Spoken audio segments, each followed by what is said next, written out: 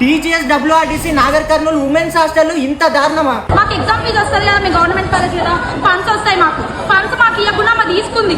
మా పేరెంట్స్ నుంచి కలెక్ట్ చేసింది. ఒక్కొక్క నుంచి 2322 రూపీస్ కలెక్ట్ చేసింది. కాలేజ్ గవర్నమెంట్ అయినప్పుడు గవర్నమెంట్ నుంచి ఫండ్స్ వస్తున్నప్పుడు ఫీజు ఎందుకు వసూలు చేస్తున్నారు? అంటే ప్రశ్నించే గొంతు లేదనా?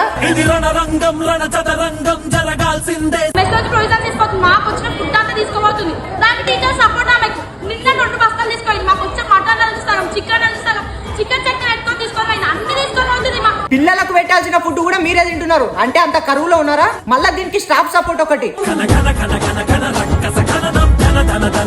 మాకు న్యాయం కావాలా? వద్దు ప్రిన్సిపల్, మాకు వద్దు. ఆమెకి చెప్పలేదని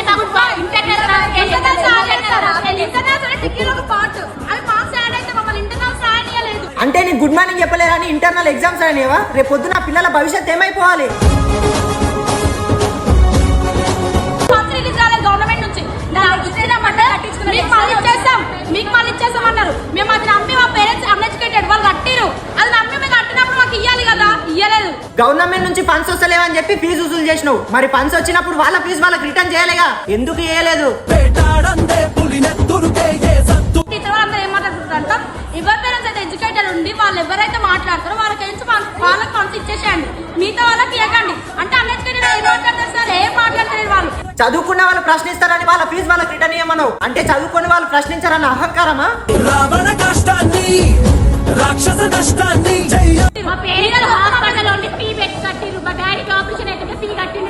ఆ చెల్లె పాత చూడు ఒకసారి. తన తండ్రికి ఆపరేషన్ ఉన్నా సరే పక్కన పెట్టి మీకు ఫీజు కడితే దాన్ని మీరు అక్రమంగా దోచుకు తింటున్నారు.